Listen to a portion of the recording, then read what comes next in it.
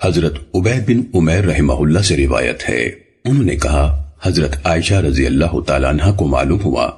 کہ حضرت عبداللہ بن عمر رضی اللہ تعالیٰ عنہما اپنی خواتین کو حکم دیتے ہیں کہ جب وہ غسل کریں تو سر کی میڈیاں وغیرہ کھول لیا کریں۔ ام المومنین نے فرمایا عبداللہ بن عمر پر تعجب ہے کہ وہ عورتوں کو غسل کے لیے بال کھولنے کا حکم دیتے ہیں، وہ انہیں یہ حکم کیوں نہیں دیتے کہ اپنے سر مڈوا دیا کریں؟ میں اور رسول اللہ صلی اللہ علیہ وسلم ایک ہی برتن میں غسل کرتے تھے، میں تو اس سے زیادہ نہیں کرتی تھی کہ سر پر 3 بار پانی ڈال لیتی تھی، نبی صلی اللہ علیہ وسلم مجھے بال کھولنے کا حکم نہیں دیتے تھے۔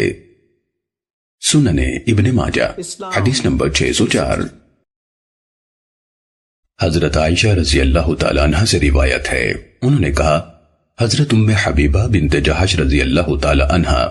جو حضرت عبد الرحمن بن عوف رضی اللہ تعالیٰ عنہ کی اہلیہ تھیں، 7 سال استحاضے کی بیماری میں مبتلا رہیں۔ آخرکار انہوں نے نبی صلی اللہ علیہ وسلم سے شکایت کی تو آپ صلی اللہ علیہ وسلم نے فرمایا یہ حیض نہیں، یہ تو بیماری کی ایک رگ ہے، جب حیض آئے تو نماز چھوڑ دے اور جب ختم ہو جائے تو غسل کر کے نماز پڑھ۔ حضرت عائشہ رضی اللہ تعالی عنہ نے فرمایا چنانچہ وہ ہر نماز کے لیے غسل کیا کرتی تھیں، وہ اپنی بہن ام المومنین زینب بنت جہش رضی اللہ تعالیٰ عنہ کے ٹب میں پانی ڈال کر غسل کے لیے بیٹھ جاتی حتیٰ کہ خون کی سرخی پانی پر آ جاتی۔